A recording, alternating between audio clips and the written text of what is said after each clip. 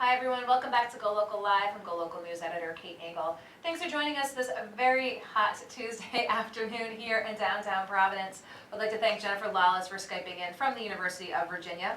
I'd like to thank my next guest for coming on, Maribeth Calabro, President of the Providence Teachers Union. Thank you for coming in. It's been a busy day for you today. A little bit. A little bit. Obviously, it's hard to believe it's been a week since the Rhode Island Department of Education officially made their vote for the state to take over the Providence schools. Yes. Let's start. How much communication have you had with the new commissioner? We speak at least once a week. Okay. And tell us a little bit about what those conversations have been to date. Obviously, her letting you know the state's interest in taking it over, and then more importantly, what has she informed you with, moving forward? Well, she first introduced herself when she arrived in the state previously to actually letting everyone else know that she was here. And then we've spoken on the phone. We talk on her way home to see her kids, and we try to keep weekend time sacred. And then she reached out to me today to look at a document, but I was not able to. I was a little busy today, and she's tied up tomorrow. But we'll get in touch to look at that document. Now, is this document in particular the one that has to be voted on moving forward against that they're proposing? No, this is just a piece of part of the plan that she discussed last week. So it had to do with one of the toolkits that she was discussing. So. Okay, so that was my next question, substantively what you've heard from her so far. Because as we know, it's a bit of a protracted time frame of having these couple of weeks to present that plan and then that 90-day period before the state officially does come in. So right. You talk about the plan, that a toolkit that you have to review. I mean, what have you seen and what can you tell us that you've seen so far as we're here 30 days out from the start of school in terms of plans from that state, again, during this bridge period? So there's nothing officially codified in language. What we've done is had conversations and surface conversations. I don't think that the commissioner is ready to put pen to paper because she hasn't brought all the stakeholders together. And so what I think is going to happen going forward is we're going to take that time of the 90 days to meet together and have conversations. That 90 days is a long period of time. That happened back in 1999, and it wasn't for an entire district. So at the time when it was a school, it was a much lighter lift. This is an entire district, so it's a heavier lift. And when it was one school, 90 days didn't seem like a long time, but now that it's a big district, 90 days seems like a lifetime. What I'm hoping is that in that 90 days, once they get the order, that if the mayor's already said you can have the district and city council is in line and the school board's in line, we can limit that to, if they've already all said no, then why don't we just move forward? Any possibility for a no? I don't see why not. If they've already said, please take it over, why would they go against what they've asked for? Okay, so they've asked for it, but again, the 90 days, I mean, we saw right when they made this announcement, obviously after the Johns Hopkins report, having all of the meetings with parents in the community in particular. Do you think parents have a sense, again, in that 30 days when kids go back to school, having been sort of hit with what a lot of them already knew what was contained in that Hopkins report, that starting back at school at September 1st, do you think their expectations are tempered to say there might not be substantive major overhauls come the drop of September, that this is going to take these amount of weeks? I don't know that they do know that, and that's my fear. So nothing's going to happen overnight. And so I think that what we need to do, because if there's nothing else that we heard in those forums, we heard communication, lack of communication, lack of communication. So I think that what we all need to do is communicate better with families. And so starting, next week, I think we need to start preparing families for school's going to start on this date, and things aren't going to look markedly different going forward for a bit, but moving forward, these are some changes that you can expect, and here are some things that we're going to need you to help us with. I think if we're clear about that, that will lessen the anxiety of parents and the anxiety of children and students, especially the older students who were very vocal about what they want and what they need. So I think that would make for a much smoother transition in September. So let's talk a little bit about what that, again, construct is going to look like, because those communications right now are going to be coming from the Providence Public School Department Yes. and individual schools.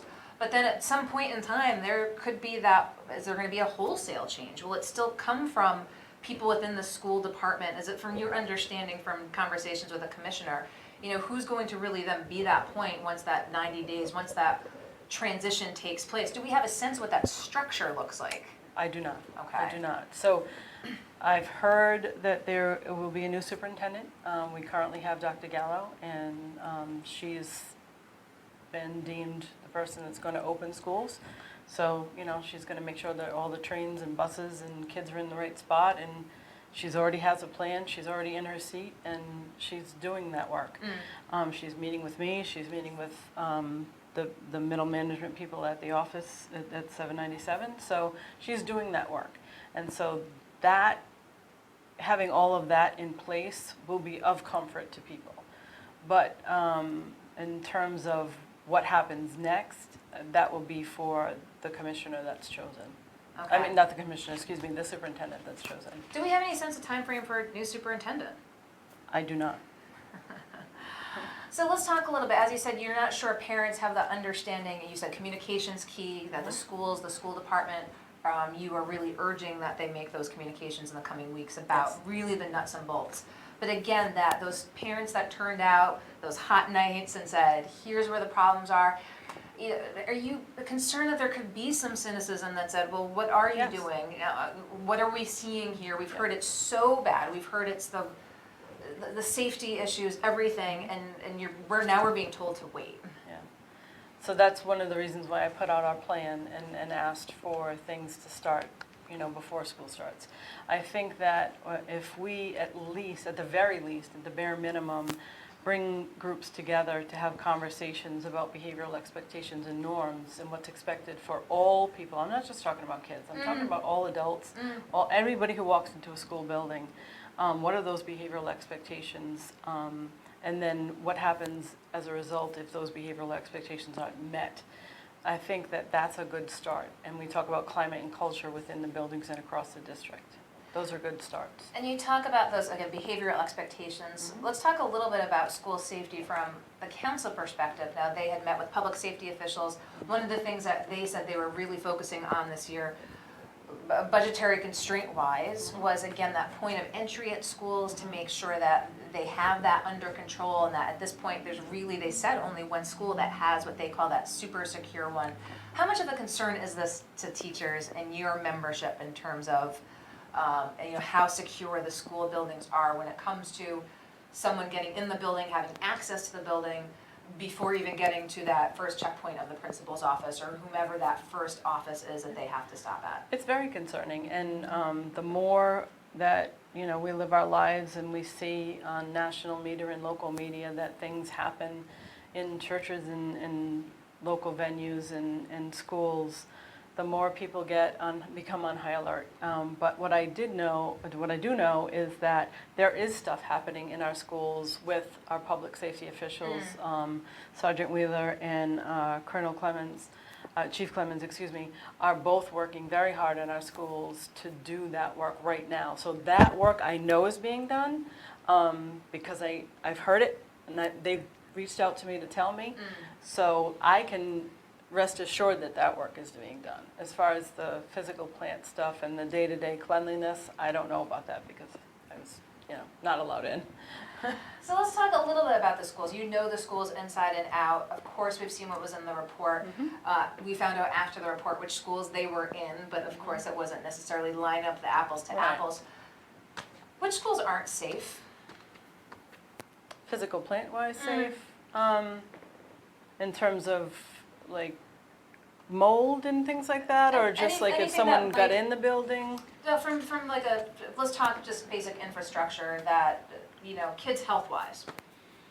whether it be going to gym class, whether it be a locker room, whether it be a mold issue, Okay. whether it be a leaking roof. Yeah, You so know, we have several buildings that have leaky roofs. We have, my building, for one, Nathaniel Green, has leaking roofs in both of the gymnasiums where there are buckets, 5-gallon buckets and little buckets all over the gym. The floor is now rotted because of the amount of water that's infiltrated. We have Gregorian that had an electrical fire, and that has taken a year to fix for insurance purposes, I believe. There was another school, Classical High School, a teacher sent me this past week. They were in professional development with NASA, came in to teach our teachers about science, and they showed me a picture of water pouring through a light fixture. Not safe. So, there's a few. I could name a lot more if you wanted me to, if we had that kind of time, but we don't. So that was the impetus of me trying to get into buildings to find out, where are we at. do you get apprised, do you get a sense, I mean, there's so many overwhelming issues, as you said, at so many schools. Obviously, having some influx of money looking at being able to fix the schools and school repairs. Do you know what that triage list looks like? I mean, Yeah. I'm sure Yeah. teachers and principals, so you know which ones are supposed to, or So we know what's this on the one gets list. fixed, this one's next, Right, this one's and next. so that's the big balloon of money. The funds that have been gotten by the mayor and by the government through that process. And that's fine. Those are big ticket items. But what do we have in place for emergencies? What's in place for the, this happened, this sprung a leak, that boiler went down, and when can that get fixed? And that wasn't, kind and of that's, thing. it wasn't in the That's list. not in the list, and Nope. it's not in the plan. Yeah. And then Does it go to the bottom of the list? Is there some sort of sense of urgency? Does it get a letter grade associated with how urgent it is? But you're right, I mean, these things are inevitably at these old buildings. Our buildings are old, right, with the exception of probably a handful or maybe more. Most of our buildings were built in 20s, 30s, 40s, so the 65 or so years. So, what seems like a little problem, it becomes a very expensive problem. And with our procurement process, anything over $5,000 have to jump through all these hoops. So everything becomes bigger and bigger and bigger. So what we need to do, and I believe the city council is trying to do that, but we're trying to streamline all these processes that are all these impediments to getting our schools safe, warm, and dry. Should there be a student bill of rights that's constitutionally guaranteed, like Massachusetts? Yeah, I don't have a problem with that. It's been proposed by a number of individuals, former director of administration. It's been floated at the General Assembly session. Again, to have on paper to ensure backed by the Constitution, which would need additional hoops to be jumped through to make happen. But let's talk again about what the existing structure looks like now. Let's talk about that money factor. Now, the speaker was on here the other day and said, look, the Providence schools are in tough shape. We don't have more money at the General Assembly. Right. What's your thoughts about now that role that the state's going to play if it's taking over the schools? And, you heard a statement like that. Do you have concerns about the state's ability, from a financial standpoint, Yes. to take care of I'm not even going to let you what needs to be? finish that question. Yes, yes, I do. And So I don't know what it means, right?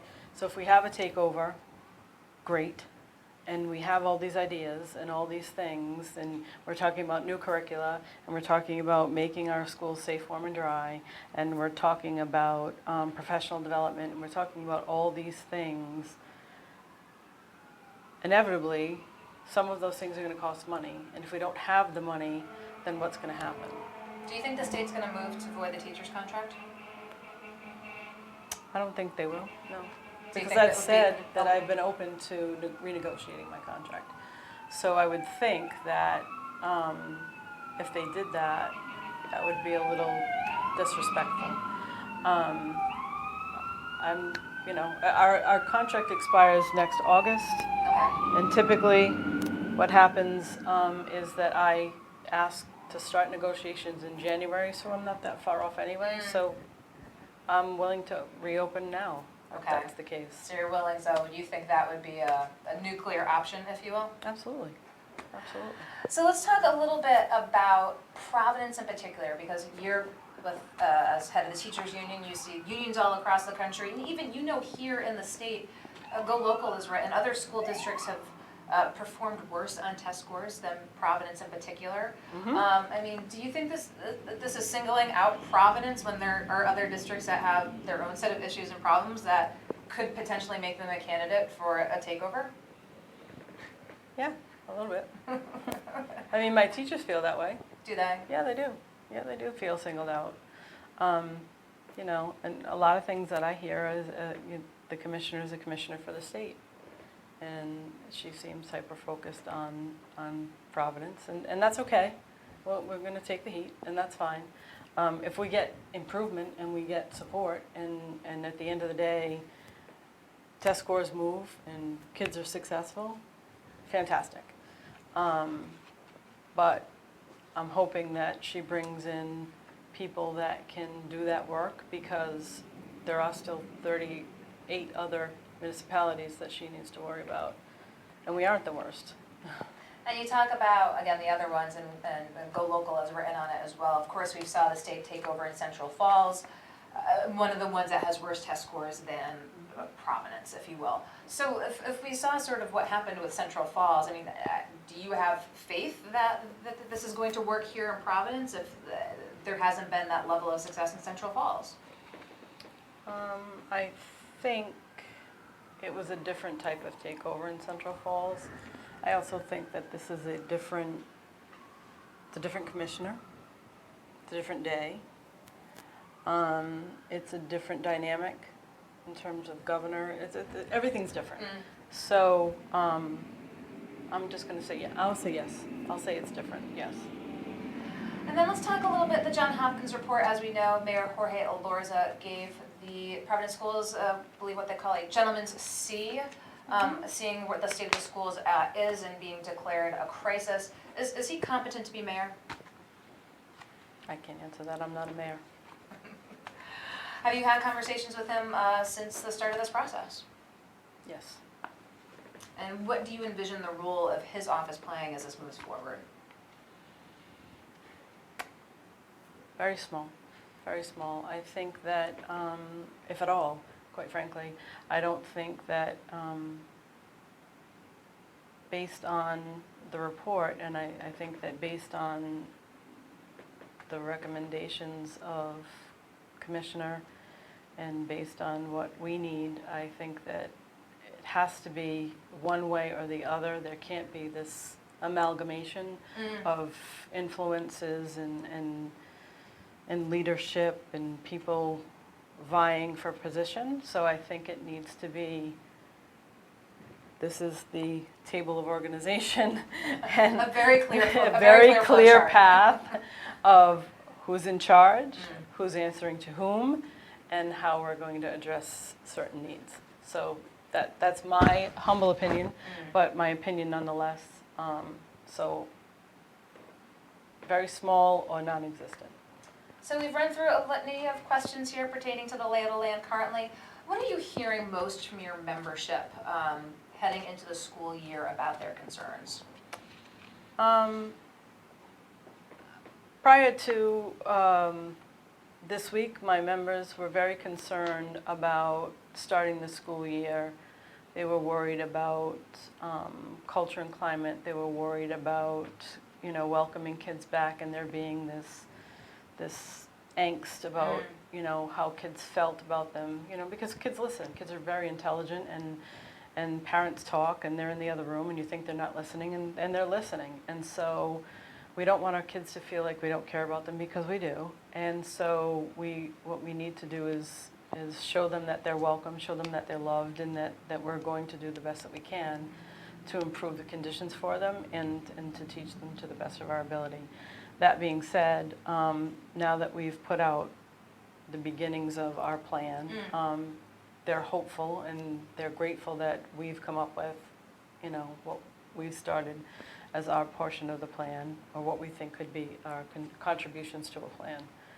So things are starting to fall into place for us. So GoLocal has published the highlights of the plan as put forth by the PTU today. Let's talk about one last piece of it too. It was teacher absenteeism. You said the PTU acknowledged it, said it was going to work to address the issue, hold teachers accountable per the contract. Do you think we'll see a greater enforcement? And if that's the case, why hasn't it been enforced fully or to the degree that it's needed to date with, both parents, administrators knowing of some issues of chronic, and on the flip side, we also know of student absenteeism, but we'll start on the teacher side. How is this year going to be different than previous years? So we started the work last year when the report came out, and I joined the Human Resources Director and members of the school board and community members and members of the district, and we put together a committee and we looked at absenteeism. And one of the things that we found was the reporting that was given to RIDE and put out as, us being 9th worst in the state, was that it wasn't exactly accurate. So it wasn't disaggregated by professional development. It was, so what we decided to do, or what they decided to do, was to work through our absentee reporting system so that you could disaggregate when you're taking a sick day, when you're taking a professional development day, so that just sick days will be reported from now on, because we're the only state in the country that uses teacher absenteeism as part of their reporting for ESSA and getting your marks for school improvement. And so that was the first thing they did. And then we've created a system by which administrators have a data dump on Friday about what teachers in their building were absent, and on the following Monday, Tuesday, they call them in and say, I noticed you were absent X number of days and you're on track to be X or Y, or So there's a noticed little bit pattern. more weekly involvement as So opposed that's to documentation. That goes to human resources. So there are things in place right now that are happening. Already in place even Already before, in place. And so that work will continue. But since the beginning of our contract, there's always been a piece in the contract that said if there were abuses, that it is incumbent upon the administration to note those abuses, and they can act accordingly. act accordingly. And then how do the schools address the issue of student absenteeism? Student absenteeism is a very, very difficult thing to address. We have a whole host of different reasons why our kids are absent. And sometimes it's through no fault of their own. Sometimes they're sick. Sometimes they are caregivers to their younger siblings. Sometimes they're working to help support the family. So it's a very tricky situation to try to get a hold of and consequence students who are chronically absent. Doesn't mean we shouldn't and we can't, but what we need to do is, once we get to the why of the absenteeism, then we need to make accommodations for the individual whys. So it's not a global or a blanket, if you're absent X number, this happens. But if we find out that there are circumstances that would warrant accommodations, then we should provide those accommodations for certain kids. And you say the accommodations, I'm assuming then, meeting those checkpoints that are in their curriculum or in their class load, Right. To make sure that they're getting the learning that needs to, but could possibly take place off campus, at different hours. Off campus, we could provide social emotional supports. We could get the family supports outside that they don't understand or know how to get in touch with. There's a whole host of things that we can do.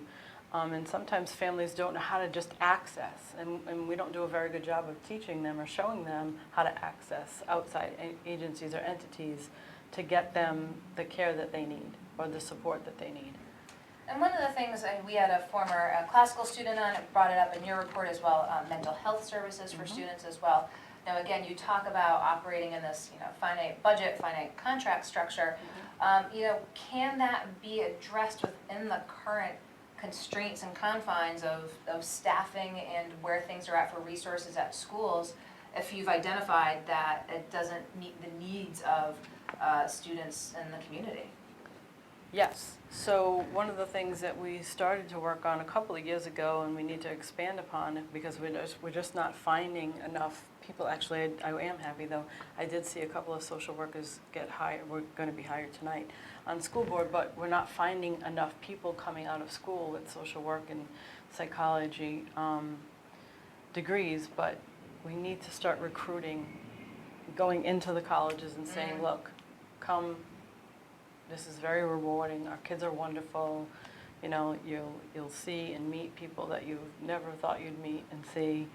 But we should have crisis teams with social emotional supports in every single building. In our bigger buildings, such as Carl Laurel, which is on Federal Hill, it's a humongous beast of a building and should have at minimum 2 teams. Okay. Because we're seeing from pre-K to 12 kids with real trauma, and what the PTU is doing is we're starting training programs for our teachers to recognize trauma, and we're doing professional development on trauma-informed teaching. So we're all trying. Well, you can see that outline again of what the Providence Teachers Union proposed in this gap period. Again, 30 days or just about through the start of the school year. And of course, once that arrangement is executed, it will take 90 days for that state takeover. And as Maribeth said, looking to see exactly what that's going to look like. And we'll be reporting on it here at GoLocal, so of course, stay tuned when we're back with more details. But Maribeth Calabro, thank you so much for coming in. Good to see you. Thank you for watching. We'll be back on GoLocal Live more this week here in downtown Providence. But of course, find us on GoLocal Prov and on Facebook throughout the evening and the morning. And we'll see you tomorrow. I'm GoLocal News Editor Kate Nagel.